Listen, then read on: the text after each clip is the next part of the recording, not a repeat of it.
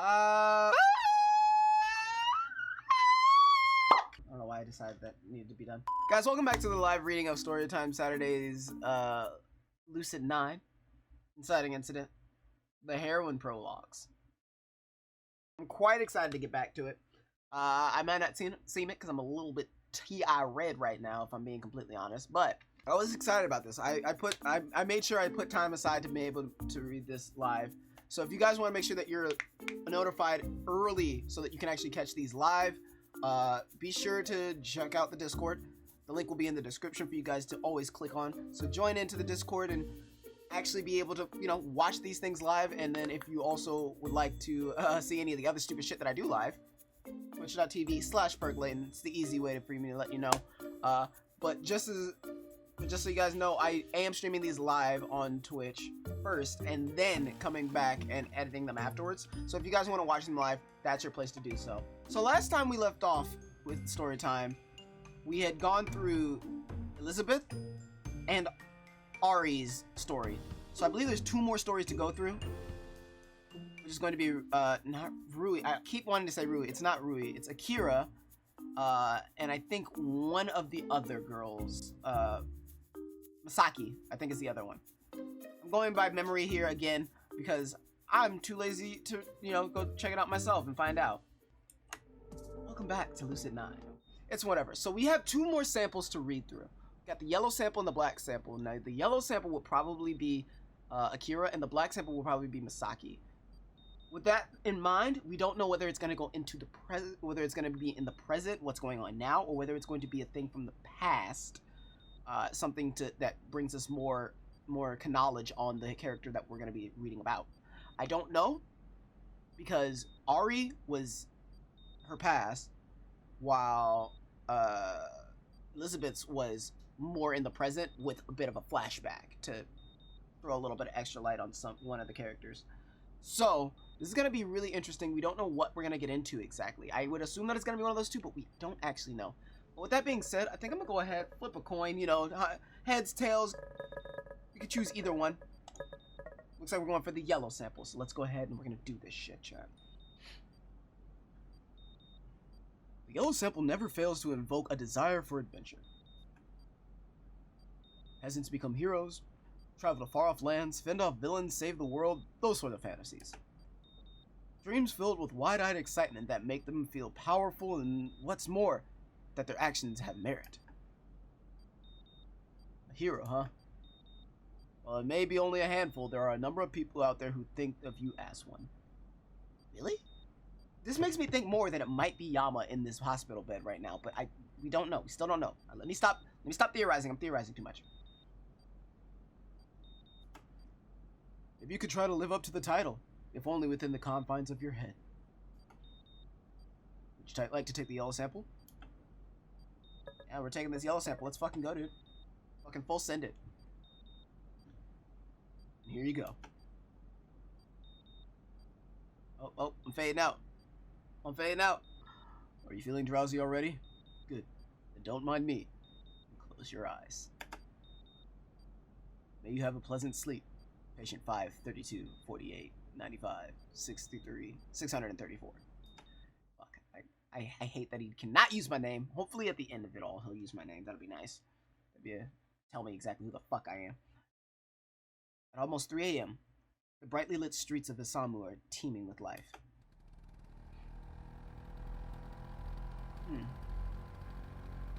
This is 100% new. Diastings?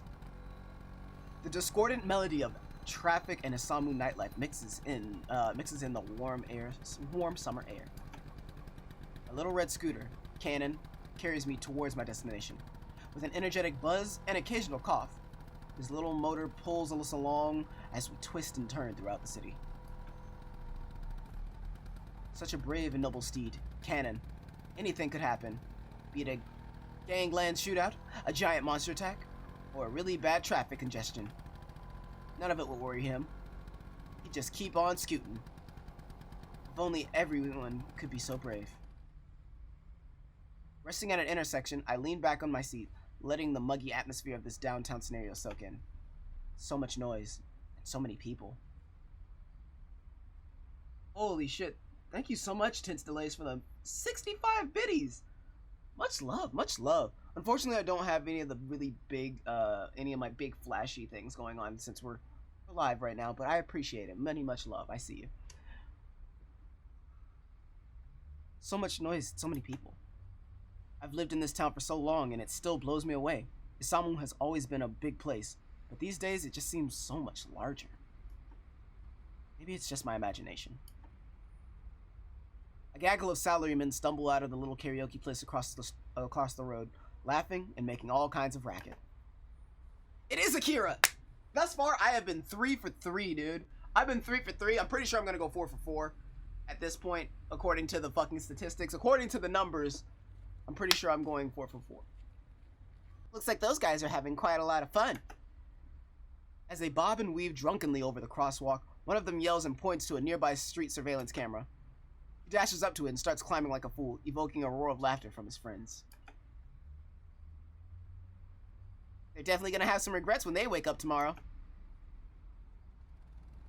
The light turns green, and Cannon's motor springs back to noisy life as we continue our late-night journey. We pass by a ton of ads shining big and bright on billboards and big screens. So many smiling people holding sodas, toothpaste, and everything in between.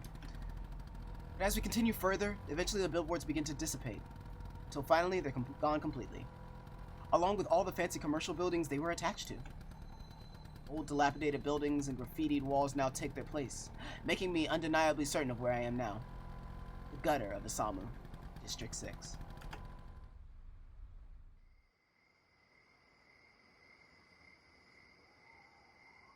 I'm glad to hear, fam. Soon enough, our destination is in sight. Not wanting to draw unwanted attention, I roll to a stop a few blocks away from my objective. I dismount the lead vehicle, giving it a gentle pat before heading off on foot.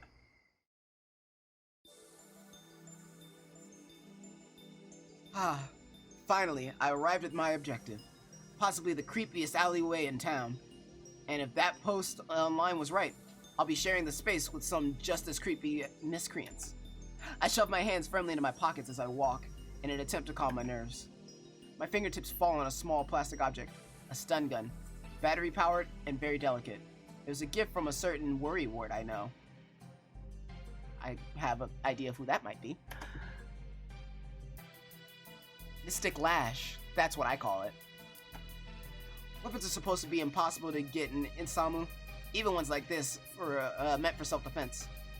So how on earth did Izumi manage to get her hands on something like this? Are we getting a phone call? Looks like we're getting a phone call. Ant, I see you, man. How you doing?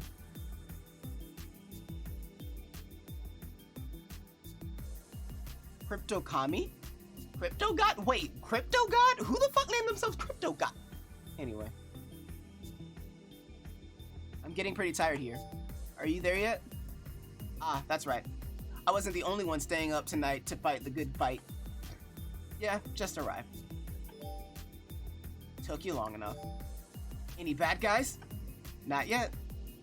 Are you sure about this? This place is pretty far from campus. Info might not be too trustworthy, but it's all I could find. This is Crypto Kami, my sole support for this critical operation, known far and wide for their various feats on the battlefields of the modern world. They go by many names. The Great DDoSer, Cyber Killer, Swordfish, Sizer Co's, the mysterious food you don't remember putting in the fridge, and... Or maybe they just go by one name. I honestly don't know, since I've never actually met them in person. But I trust them. Kami's been a huge help lately, and they've been an incredibly reliable ally with all the stuff happening around the university. Which is why I'm here, in this super sketchy place right now. Hello? Akira, are you okay? Sorry, I'm here. Don't scare me like I love the Japanese emoticons, because it's listen, they're fucking dope, dude. I wish I could do more of them. Anyway, like I said before, the information I found might just end up being bogus. I'm kinda hoping that it is. One way or another, sketchy stuff is happening, and it could be linked to the stuff happening at the university. This is about the campus disappearances, isn't it? Look at that.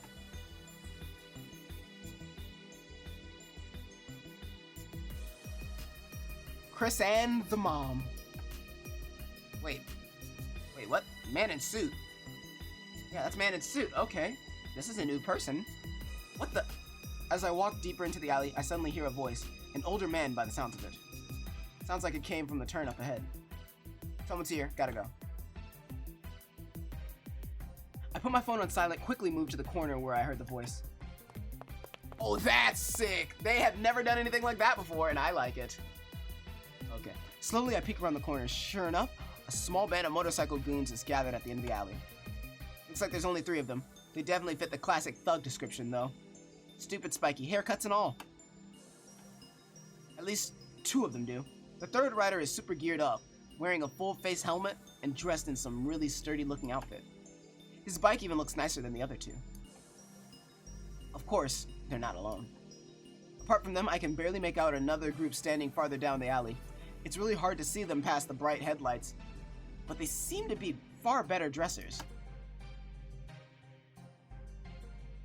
Chrysanthemum? That's what I said. That's the password. One of the suit-wearing guys is talking to the bikers. What a sketchy bunch. Whoever they are, there's some real creepy Pete's. We good now, boys and girls? Because I've got other things to do tonight. Yeah. I guess we can do business. Glad to hear it. Looks like Kami's info was right. Something fishy is happening here after all. Quickly, I take out my phone and start recording the suspicious event. Hopefully I can get something despite the blinding lights.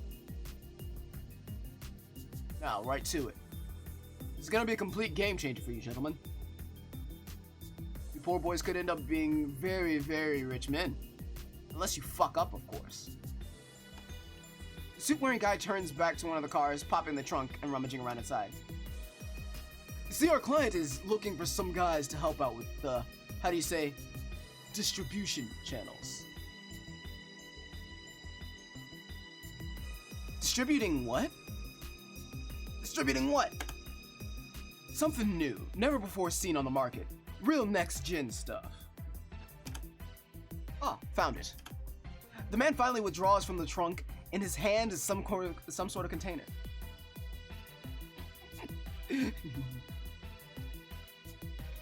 This looks like a drug deal? Not exactly what I was expecting. I should still keep filming though, just in case. This is the stuff right here. Phenomenal product. Zooming in on the container, I try to capture any hint of detail. It's pointless though. Those stupid lights make it impossible to make anything out. I doubt there's much to see anyway. It's not like they're having a case labeled drugs or anything. Gentlemen, these little beauties will absolutely kick the living shit out of the competition. Suited man presents the capsules to the 2 bikers. The bikers hesitate. Give it a try.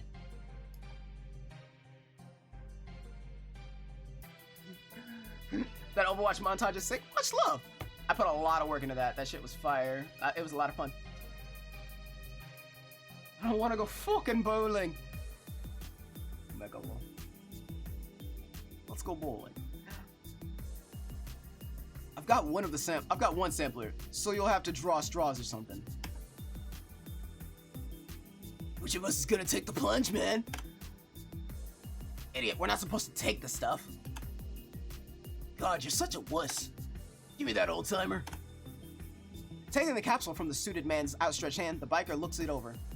I can't quite make out the pill from here, even with my camera zoomed in and all. Bottoms up! The indignant biker downs the capsule before the other goon can stop him. How could someone just take a pill a stranger gave them like that? Oh, holy. The biker who just took the capsule looks like he's just seen something incredible.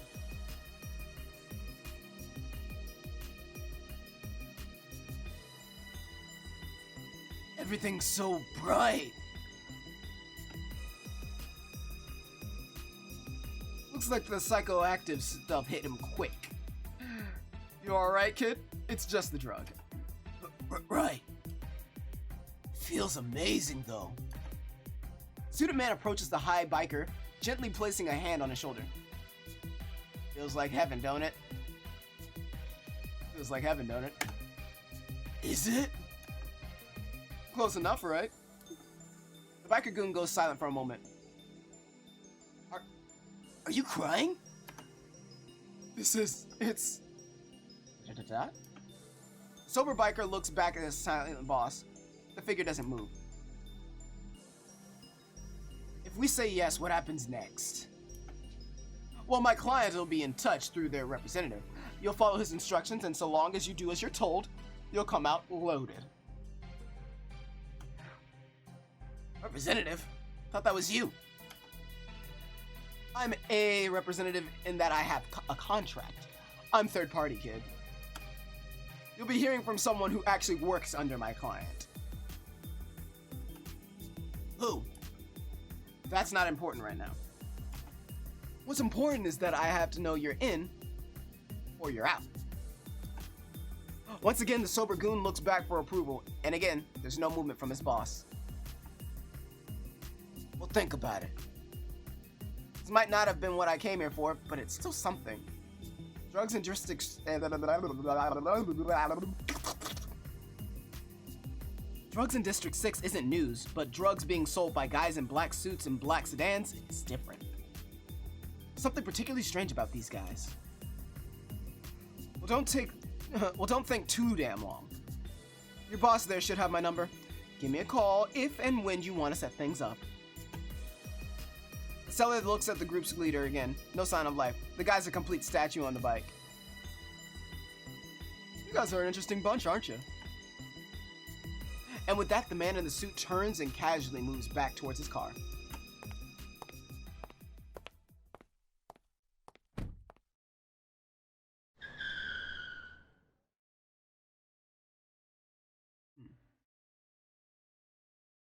And with that, the man and his colleagues get back into their vehicles, engines springing back to life as they hastily exit the dreary alley. Dreary is a weird word. Fuck you guys. I don't like it. I take the opportunity to snap as many pictures of the cars as I can, hoping to at least one of the photos will have a legible license plate. The fully masked rider suddenly moves, calmly making his way towards the goon who took the drug. This is incredible. Oh shit. The gleeful shouting of the drug man turns to a guttural cry of piercing agony, as the man in the black helmet forces a blade into the subordinate so hard, it nearly lifts him into the air. What? Pushed down to his knees, the young man who'd been so loud moments ago can only manage a whimper. No! Ooh, shit. The leader drives the blade in deeper, twisting all the way. I feel a pain begin to develop in my own chest. Oh my god. He's gonna kill that guy. I've got to do something. But what? Idiot. We needed that sample. Should have known better. The man's agonized screams turns to desperate cries as the masked man begins to force the blade down and across, tearing with great force. Wait, Mystic Lash. Rummaging through my coat pockets, I pull out the little plastic weapon. Unfortunately, it was made for self-defense and could only shoot once, but a single shot should be enough to take down one of them. Send police. They're on their way now. Akira, don't do anything stupid. Find a place to hide. Oh, don't get his attention. Don't get his attention. My phone buzzes with a flurry of messages from Kami, but I don't have time for that right now. I should be able to stun the leader, but as for the other guy, I'll just have to hope Kami sends help in time. Closing my eyes, I inhale and exhale slowly to calm my nerves. Okay, Akira, you've got this. I can already feel a painfully familiar feeling beginning to grip my chest, and each breath becomes more and more difficult to take.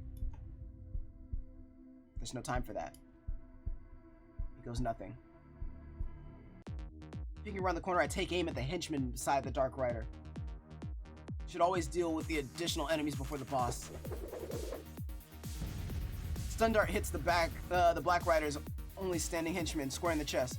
The sheer force of Mystic Leia's explosive effects sends the goon flying, landing unconscious behind a dumpster. Stop right there, criminal! The gang's shadowy leader spins, eyes locked in my direction.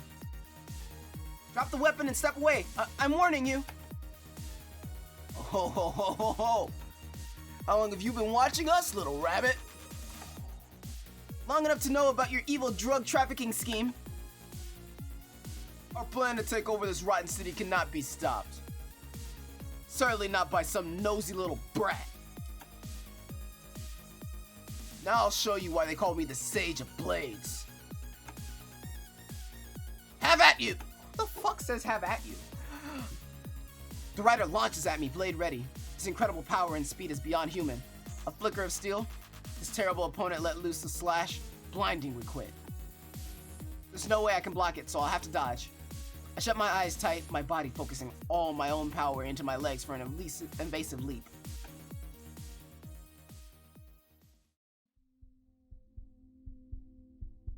And that's absolutely not how it's going to go. Akira, you dummy, daydreaming at a time like this. I take another peek around the corner. The goons are still there, oblivious to my presence. Oh, God damn it. She's okay. I was about to say, holy shit, we got real quick. Alright, I've only got one shot at this. I have to save that guy. I charge up Mystic Leia. The prongs on the end let out little zaps. My hands are shaking and I try to steady them. There's two of them, but I can only shoot one. I'll just have to hit the guy with the knife and do my best against the other one. You've got this. My finger moves over the trigger. Seconds crawl by like minutes. You can do this. I don't think you should. I personally don't think she should. She would have helped him. I do my best to steady myself, focusing on my breathing. On 3, I'll jump out there and shoot. Okay, here goes. 1, 2, 3. 3. 3.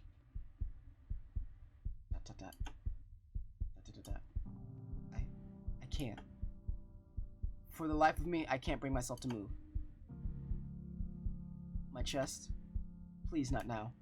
Out of nowhere, I'm assaulted with the feeling of a crushed windpipe. An invisible vice, winding tighter and tighter around my neck. Stay calm. This isn't real. Deep breaths, Akira. I try to do the exercises the doctors told me to do, but it's no use. The broken part of my brain has taken over my body. My thoughts spiral. I feel phantom pains all over that I know aren't really there. But I can't even think straight. I can't even think straight enough to remember that. Feeling of suffocation, fast and shallow breathing, the sound of my heart hammering against my sternum. Every time it beats, I feel like choking. I struggle to get any little bit of air that I can. If my mind was in control, I know that I was fine, and maybe I could calm down. Hello, laundry. But that's not how this condition works. Go. I should really help. Run away. Help that guy.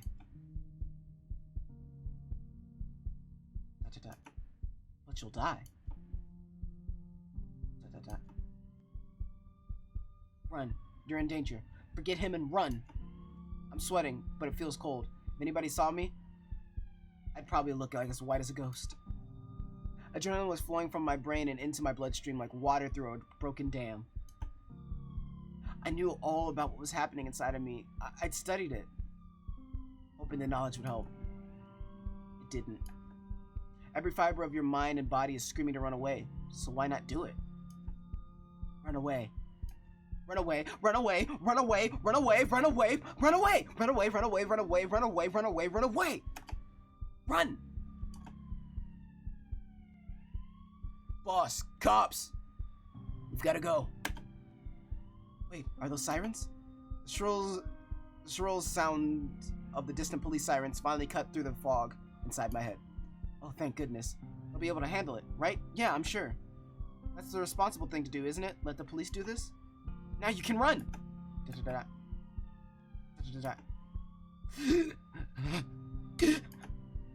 I can't keep it down any longer. On reflex, my body lets out a loud cough. My lungs struggle to haul down as much oxygen as they can in noisy gas. Even though I'm completely fine, even though I should be able to breathe just perfectly, even though I know this is all in my head. Hey! Hey! I think we've got someone over there! They must have called the cops. Whoever you are, you're done for! Sound of those rushing footsteps sends my brain further into a frenzy. Everything stops.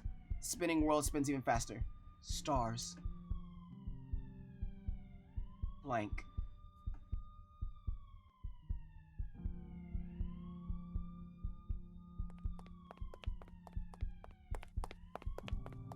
I assume I get away.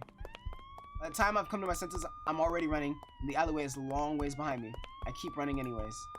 I can hear the sirens now, closer than they were. They must be back there at the alley. Looking over my shoulder, I couldn't see any sign of the criminals. The police must have made them give up the chase. Still, I don't stop running until I reach Cannon again. What is Akira doing? We drove as fast and as far away as we could. So fast that all the signs and buildings and people around us whipped by in a blur. It was dangerous. Could have gotten in trouble for going so fast, but I was too scared. All that mattered was getting as far away from this place as possible.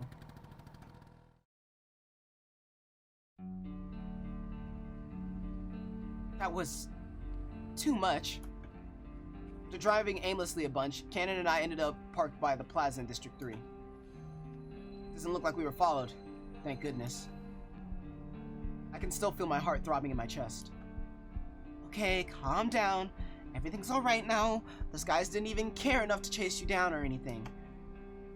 What happened back there wasn't very heroic at all, was it? After everything that's happened these past 3 years, I thought I might have gotten over it. But useless. Useless, useless, useless, useless! Useless, dumb fool!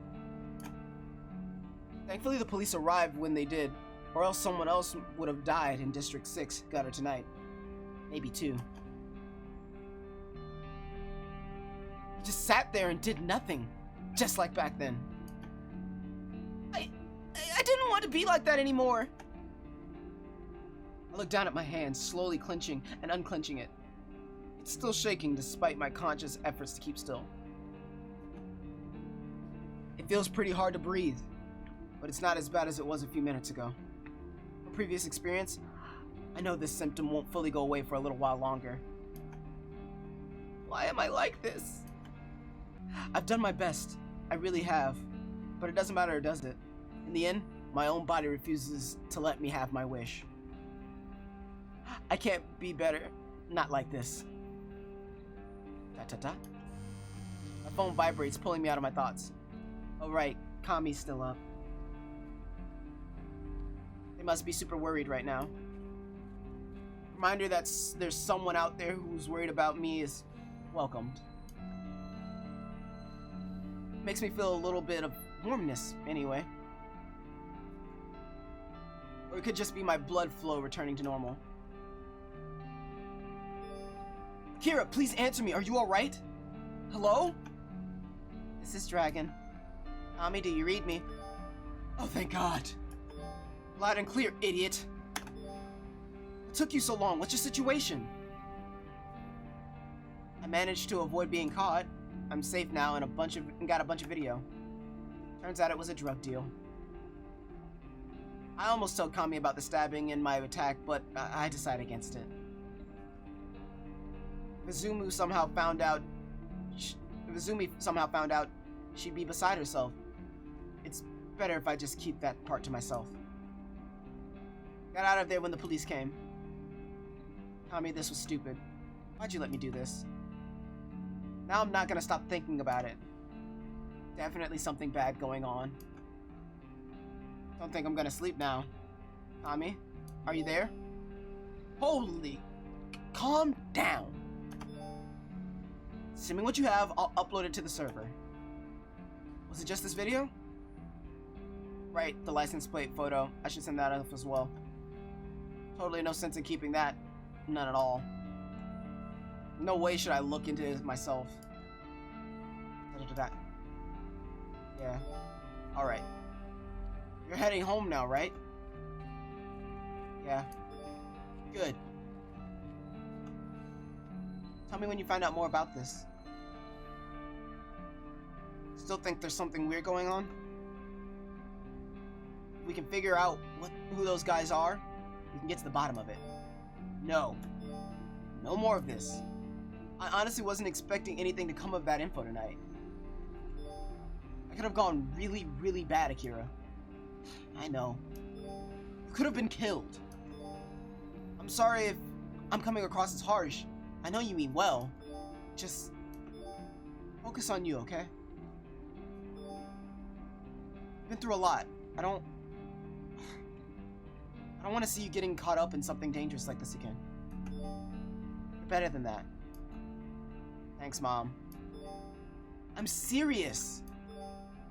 Just get yourself back to your dorm and get some sleep. Focus on being a university student. Leave this dangerous stuff to the police. I'm sending this video to them, anonymously, of course. You're gonna send all that stuff to the police? I guess that's the right thing to do, I think. But still, Kami said they'd share anything we found in the birdsong blog. In that birdsong blog. Can you at least send a copy of Argon? Why? People in District 6 should know about stuff like this is happening close to their homes. You know the police won't admit this stuff to them, and, you know the police won't admit to stuff like this still happening in Isamu. There's a pause. Kamu must be thinking it over. Fine. I'll give it to them too. Now go home and go to bed. You've got class tomorrow, right? Yeah, I do. Night. And thank you. Good night.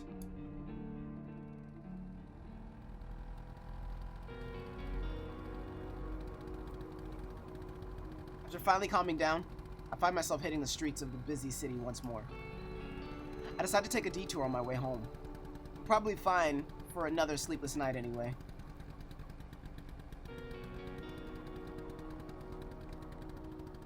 I decided to take a detour on my way home. I'm probably in for another sleepless night anyway. Right now, I'd rather just drive to think about stuff. Alright, and thanks for stopping by, even if it was for just a second, man. I'm happy. Have a good one.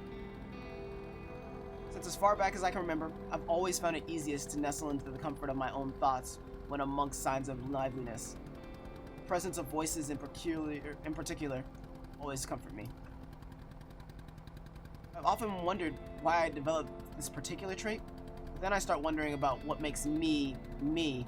And then I start wondering wondering exactly how I came about anyway. And then my mind drifts to other stuff like why we use the letter I to refer to ourselves when there are plenty of other perfectly good letters in the alphabet.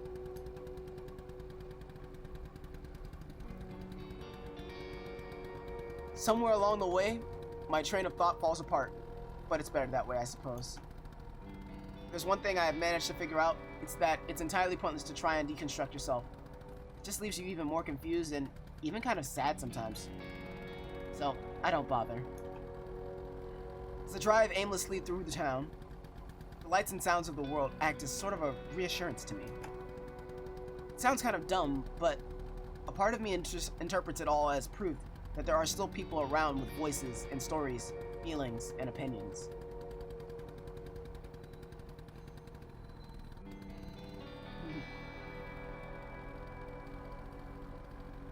Not all the homo, Aunt. All the homo. Sounds kind of, sorry. Human beings who can find love and be... It sounds kind of dumb, but part of me interprets it all as proof that there are still people around with voices, stories, feelings, and opinions. Human beings who can find love and be loved back. In that way, all this noise is sort of comfy. All the traffic and people talking means it's business as usual. Even though so much about this place has changed. I've probably changed quite a bit, too, over the years. Despite all that, the nights here continue to be lively. Maybe even more so than before. There are still students spending the night hanging out together just as always. And those students will probably pay for it later, scolded by their parents for doing poorly in class. There are older people around too. On this street alone, I can spot a bunch of salarymen, mostly lingering around the bars and clubs. Just like the students, they'll probably regret it tomorrow as well. They don't really care. They're having fun, hanging out with their friends, going home with their lovers, all that stuff. All of these voices seem to echo and splay out across the pavement, across the paved roads and concrete walls, as if adding to the world's canvas a single drop of their own color. I continue through town, soaking up the atmosphere until my mind wanders back to darker places, pulling me closer to the reality that I'm still quite a bit uncomfortable with. Not everyone in Osamu is good. Sadly, with things as they are, the bad guys have found new and wondrous ways to mess with innocent people. New street drug, huh? That can't be good. And based on what that creep in the suit said, it could be something big. And the way that drugged up biker was acting, he meant it. Something bad is going on, I can feel it. Something bad always happens when I'm feeling like this.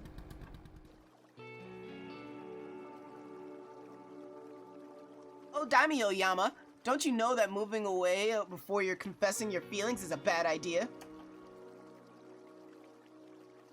But if you realize something later, you might never get closure.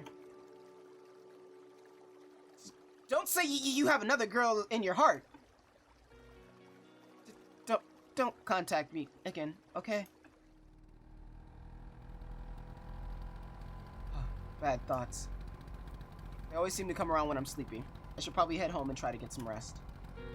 It'll take Kami a while to work through all that stuff I sent anyways. I have classes tomorrow. Yo.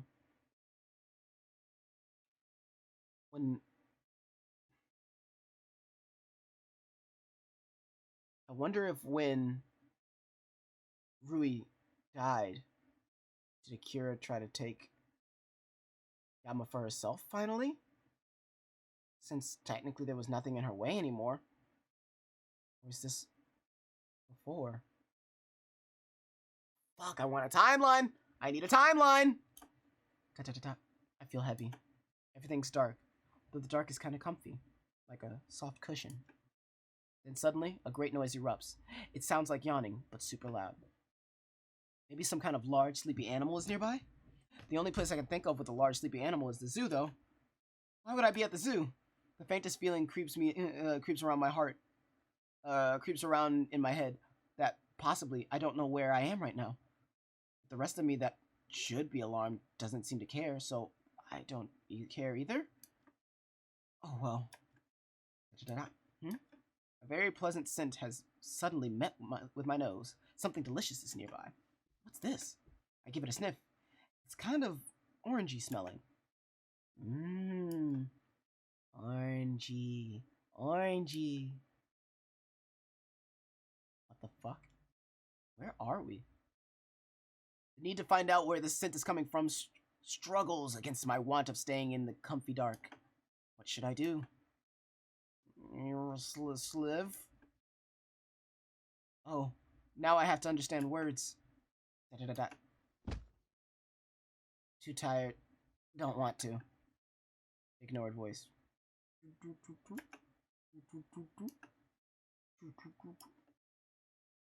Oof! Something hits me on the cheek. Paper? Opening my eyes, I first noticed that a cup of orange-scented tea seems to have materialized out of thin air. I look to where the voice is coming from. Hello. There's a blurry but familiar person standing over me. Morning.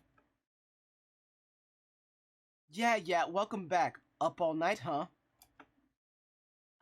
Well, you see, Another sudden loud yawn overpowers and interrupts me. Yeah. This girl shoots me a look of disappointment before moving into her own seat opposite me. This rough-looking girl is Izumi, one of my closest friends and dedicated, loyal comrade in the war. Despite the scary eyes and menacing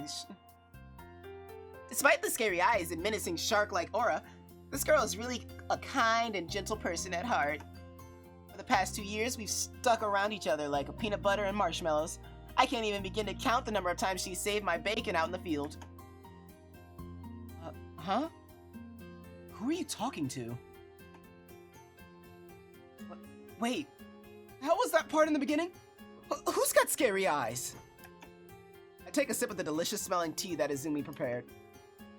This is a common thing for us. Every morning before school, we meet up in this little shop. Izumi keeps a small table and some chairs in the back for these occasions, along with an electric kettle and a cheap tea set. The shop, called Takshi's Books and Antiques. We're not calling it Takashi. No. I said no. Alright. Takshi's Books and Antiques sells, well, you could probably guess. Izumi had started working here to pay for her apartment, which conveniently happened to be located in the same building, just a few floors up. Anyway, you know lack of sleep's bad for you, right? People need sleep.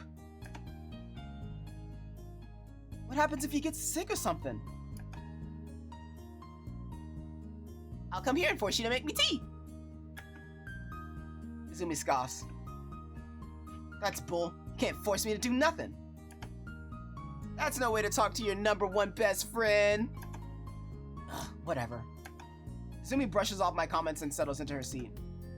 It seems like another slow day at the shop. Come to think of it, I can't recall ever seeing a customer here. I probably just did notice them, right? I mean, there's gotta be some customers from time to time. Say, Izumi? You do get customers in here, don't you? Not really. Such a casual response for someone whose income is in jeopardy. Isn't that bad? Doesn't your boss worry? Actually, I don't think I've ever seen your boss here. Or any other employee. The only other employee is the boss, and he's a busy guy. Haven't I told you this before? Definitely wouldn't be hanging out like this if I had a manager to worry about. But shouldn't you be worried? It'd be a shame if the store closed and you lost your job. It must be so convenient for you since you live so close by and everything. Not to mention if you lose your job, your debts... Screw my debts! Trust me, I'll be alright. Worst comes to worst, I'll just find a new job somewhere else. Though, I guess I'd kind of miss this store. I mean, not many places let you just close up shop when you have class to go. Not like we're losing much money because of that, though. The shop only gets maybe 5 or 10 customers tops when it's open all day.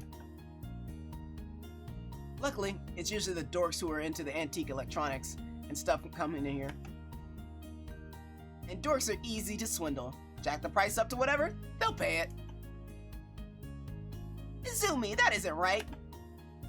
What? I'm the one who's gotta spend hours trying to fix the stupid things. You know how hard it is to find parts for this stuff in Osamu? You're out of luck if it ain't Luminatech. Probably why people keep dumping these old busted things in here in the first place. Then there's all these people who are worried, there's all these people who are, I don't know, tired of modern stuff, I guess. And those are the people who come in here and drool over these computers. They don't buy them, of course. Not like they can use them for anything. Can't even get on the internet with them. The dorks come in just to look and waste my damn time. And then they've got the balls to wave me over and ask dumb questions like, can this computer from 86 run Luminascape Office? Can this play Counter-Life? Counter-Life. I forgot about their tendency to do things to just enough not get sued, and I love it. It's one of my favorite things about this fucking novel.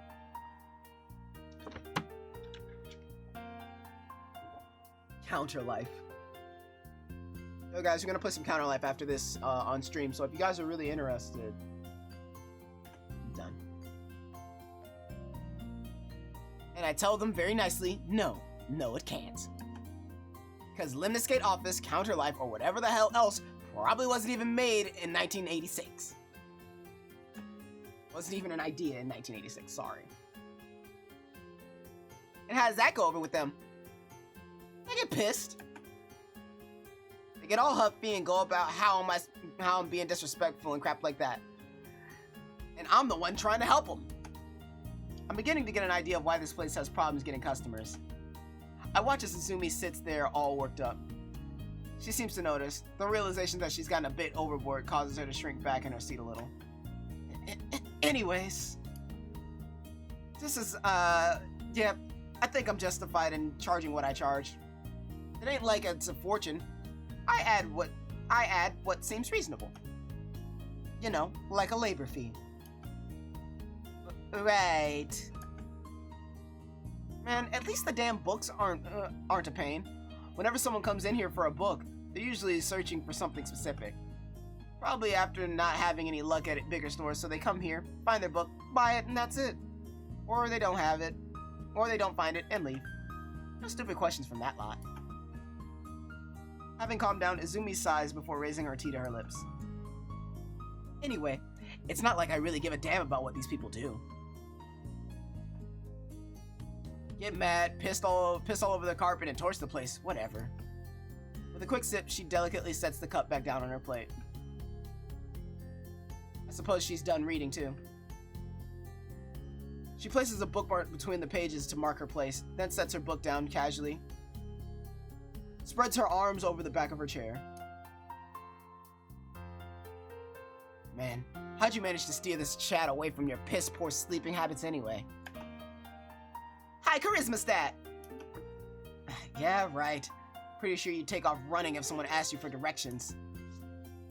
That didn't feel very nice. Izumi, who'd let the comment slip seemingly unaware, immediately realizes what she said. I'm sorry, that was totally uncalled for. Comment had certainly struck, but the look of genuine concern on Izumi's face seemed to heal any damage it had done. It's alright. I guess I do tend to be sort of silly like that, don't I? Sometimes. Just like that, we're past it. Hey, so what had you up so late last night anyway? You finally get lucky? What? No! It wasn't anything like that! You're adorable and you're all flustered. Time to change the subject. You remember what Kami said the other day? The weird meeting in District 6? Vaguely, I think. Turns out they were right. There was some kind of meeting between a biker gang and some dressed up guys. Are you kidding me? The hell, Akira? You at least hauled ass right when those guys arrived, right? If by that you mean stayed and recorded it all, then yeah! Just such a dumbass, you know what? What would have happened if they had found you? I would have used this little stun thingy you gave me. I gave you that in case you got mugged or something. Wouldn't have done jack against a bunch of biker thugs like that. Izu, relax. I made it, didn't I? Everything went fine. While that's not entirely true, I'm not about to tell her the full truth of what she's already. I'm not about to tell her the full truth when she's all worked up like this. Izumi takes a deep breath. I thought she would be mad, but not this mad. You better not try something stupid like that again, alright? I won't. Promise. Don't say it unless you mean it, or I'll kick your butt out of here. I promise. Izumi seems to have calmed down just a bit. The tension in her body eases. Sounds like some kind of Yakuza deal or something shady like that. I don't know. I'm still not sure who or what they were. They were definitely up to no good, and it sounded like the drug they were dealing was something new. And there's gotta be, and there's been talk about some new drug students are taking on campus lately. It adds up, right? Sure, I guess. But it could also just be a coincidence. Probably shouldn't go jumping to conclusions. I'll let the cops handle it. You remember when the garbage stopped being collected and you thought it was all some big thing? It was a big thing! The garbage men just went on strike for like a week. And they stopped striking because they were all replaced. It was terrible! Really? Wow. Tough break for those guys. You really keep up with those sort of things, don't you? It was my detective's intuition that tipped me off. Detective's intuition? Yeah, it's kind of like a superpower. Whenever bad stuff's about to happen, I get this weird feeling. And that makes me super curious, so I try to figure out what's causing it. That's survival instinct. That thing that evolution gave you to keep you away from danger? No, it's a superpower. That makes no sense. You're dumb. I'm not dumb. That's it. Consider yourself demoted to number 2 best friend. What, beneath my brother? Sure, whatever. She just shrugs. I'm serious, young lady. Don't give me that young lady crap. We're the same age. The 2 of us lock eyes, staring at that face of hers so sharp and serious. I feel something light in my chest. That's almost like a tickle. I can see it on Izumi's face too, as she struggles to keep that cold appearance of hers. Finally, the urge to laugh gets the better of us. For quite some time, that's what we do. Sit there, laughing and giggling. I guess I am kinda dumb. Sorry. No, you're not dumb. You're just kinda weird. Oh, poop! Don't worry, it makes you kinda cute. The guys at school seem to like it anyway. Huh? What guys? For real? You haven't noticed? Noticed what? You know, the stares, the remarks, the random guys having awkward conversations with you out of the blue. You're pretty popular, you know. You should take advantage of it. You're only young once. I don't know. I'm just not really into that sort of thing. Izumi eyes me doubtfully. I'm being serious, Akira. It's been like, what, 2 years since we met? In all that time, I haven't seen you once talk to anyone aside from me and that detective woman. What's with this all of a sudden? Also, by detective woman, I wonder if she is talking about Shiguri. If she's talking about Shiguri, that means she's been keeping up with Shiguri this entire time. Which that makes me have some questions.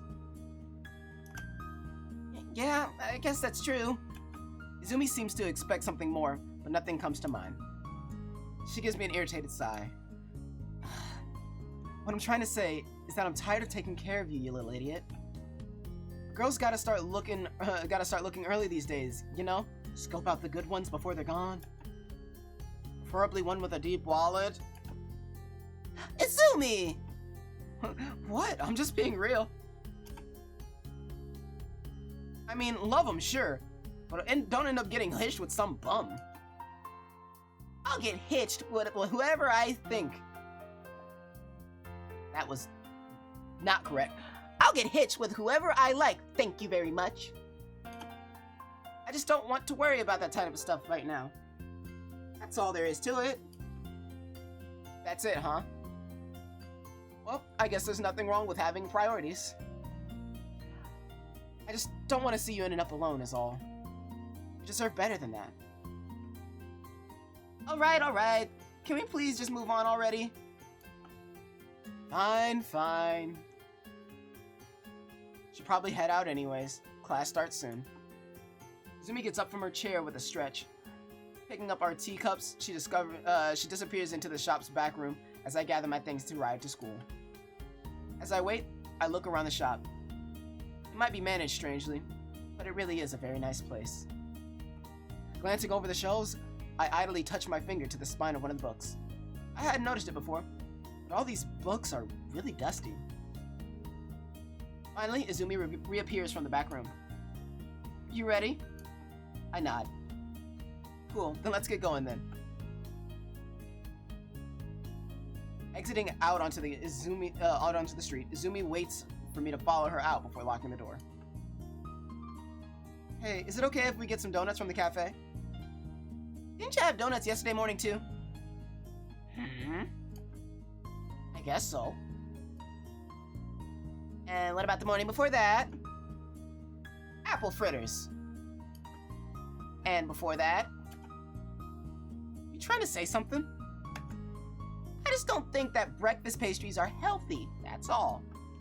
You should start eating healthier breakfast to keep your body strong and your mind sharp. Says the chick who hangs out in alleys all night. That was one time! Whatever. Anyway, I'm already plenty strong and sharp. Is that so? It is. I've got a rockin' figure and a fine-tuned metabolism to keep it up. What's wrong with taking advantage of that? I don't know. I think that metabolism of yours is starting to wear out. I prod her side as she shoulders her bag, my fingers pushing into plank flesh beneath the fabric. What?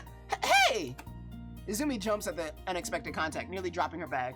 I continue expecting my friend's fitness with pokes. No, this won't do it. This won't do it all. Girl turns, snappily deflecting my hand. Knock that crap off before I knock you off. Knock that crap off before I knock you off, you little blonde idiot. I'm only teasing, of course. Despite her absolutely horrendous eating habits, Izumi's always managed to keep a healthy figure. She says it's just the way her body is, but I suspect she puts more effort into her appearance than she's willing to admit. Her self-consciousness is made that much more apparent in times like this. But this teasing is what she gets for having such a stern face all the time. I'm just teasing, Izumi. We can stop on the cafe on the way to school. That's it for the junk food for this week. Fine. And on the topic of health, you really should quit smoking. Those things are ruining your lungs. What are you, my mother? I'll cut back on the sweets, but there's no way in hell I'm giving up my smokes. We hop on Cannon. It's tiny but reliable motor, buzzing to life at the turn of the key. I put on my helmet. There is still a lot of time before class, but the two of us had at some point agreed that it was better to leave for school early. Though, I've begun to suspect that for Izumi, leaving early has less to do with getting to school on time, and more to do with the previously mentioned treats. Hey, Akira? Do I really gotta wear this thing? This little crotch rocket goes like, what, 5 kilometers an hour? And this helmet looks kinda dorky. Yes, you absolutely do. Unless you want to pay the fine we get. Ugh, God, man, what a drag. She holds the helmet in her hands, looking it over with an expression of thorough uncertainty. It was bright pink, and the back sides were speckled with various colorful flowery designs. I originally bought it as a spare, and only because it was super cheap. Once Izumi started riding with me to school, I decided that it was the perfect thing for her. With palpable reluctance, Izumi gives up and puts on the frilly piece of head protection.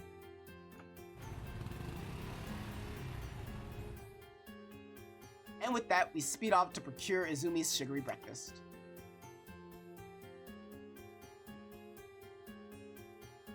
After picking up breakfast, Izumi and I make our way to the university, and from then on, the day passed much the same as always. Once lectures were over, Izumi and I went over to the school's old theater building, a place that had, until recently, been bustling with life as the home of the arts department. Sadly, it's been closed down now. Rumors going around saying that the building is being replaced by a larger lab for medical students, that it's being funded by a Way Forward Pharmaceuticals. It might only be a rumor, but that's more than enough to cause outrage. Whenever I think about it, even I start to feel a little upset. Unsurprisingly, a lot of students have been protesting this, mostly students who were in the programs held within the buildings, like theater and other arts, of course. Those of us who originally came here to study theater were particularly affected by it, as this course ended up being pulled last minute. I ended up taking journalism and multimedia student studies in its place, some of the few non-science courses left here. And fortunately for me, I actually like them quite a lot, journalism especially. But it seems that UOL is becoming a place mainly for medicine and technology. Now, I'm honestly worried that the rest of my courses will end up being cut too.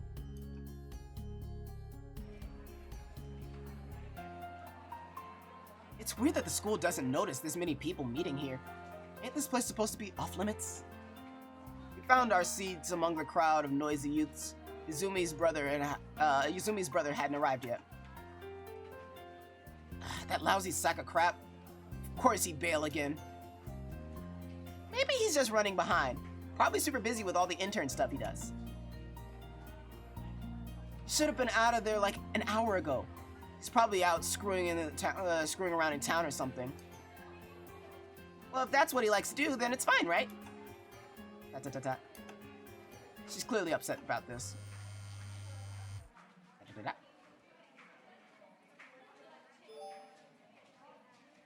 Oh, Kami sent us a link. Read this. It's a link to Archon's blog. Busy right now, will later. No, now. It's really important. Kami seems unusually bothered. Whatever this is, if it's got Kami rattled, I should check it out. The article headlines reads: Murder suspect of Isamu family released. Ministry of Justice silent. And below that, a photo of Yama being dragged off.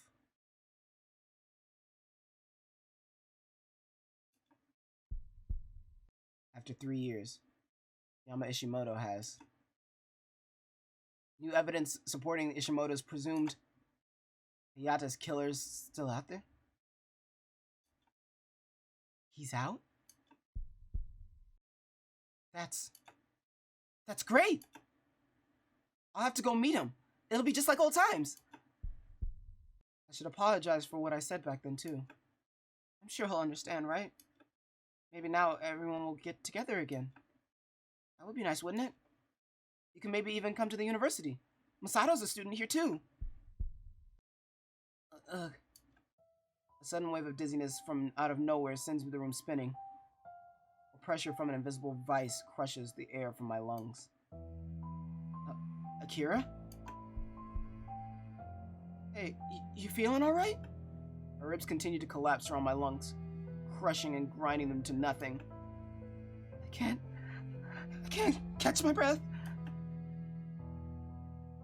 Hey, it's okay. It's just a Akira? It's just a like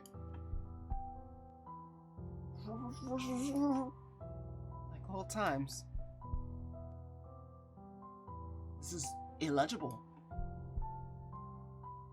Izumi, I can't. Izumi's yelling, but obviously there's nothing coming out, or we're not hearing it. My chest tightens, my throat is closing off. My heart is pounding so fast, I think I might burst. I don't know what to do. I can't think straight. Terror. Images of the past. Memories of no importance. There's so much noise in my head that I need to leave.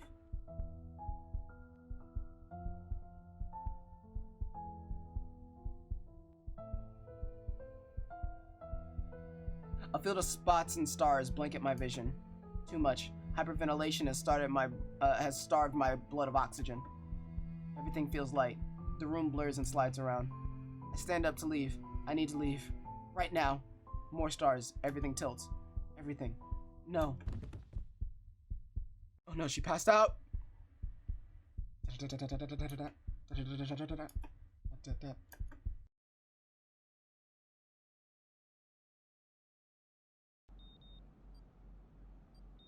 No! No, no, no, no, no! No! Akira, no! Akira, no! Akira, no! Akira, no! Oh! Awake already, patient 532 4895 634. How did your adventure go? Was it a fun experience? Blink twice, bitch. No, it wasn't. Huh? No? Then how would you describe it? Exhilarating? Fulfilling? Or maybe terrifying? Blink once. I see. It appears that not even your imagination can make you feel like the hero you wish to be. An expected result. Disappointing to hear nonetheless. I'll make sure not to provide you with the yellow sample until further testing has been made. Now then. When you are ready, please fix your eyes in the sample that attracts you the most. Oh shit, dude. Okay. Well...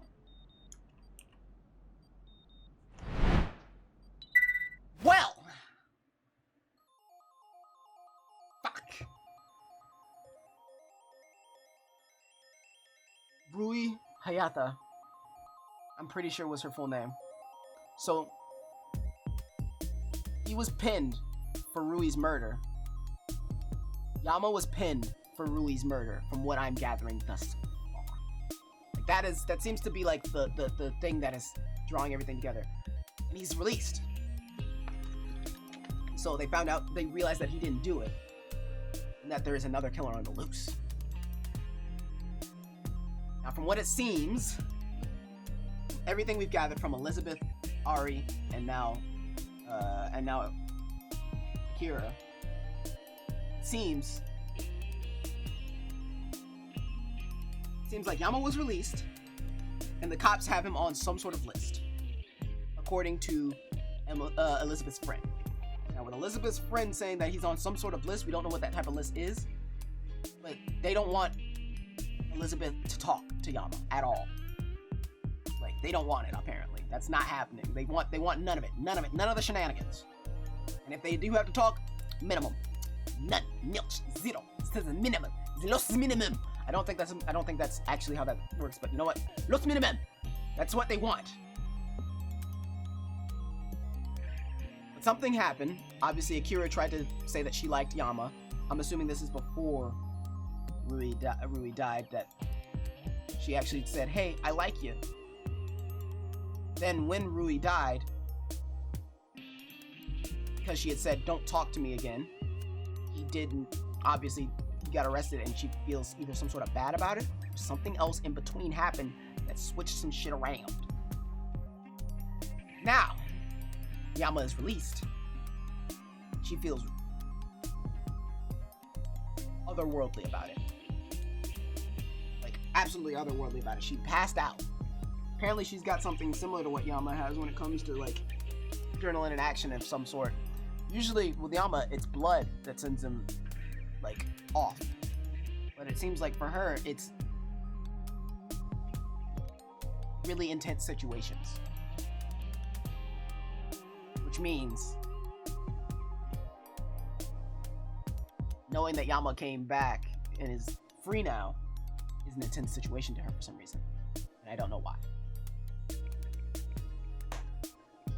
Holy fucking shit, dude. Okay, you know what?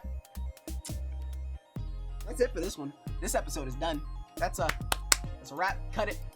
Done. Nilch. Zero. Such. Nas. Nan. Ni. Zero. Sa. Okay. Guys.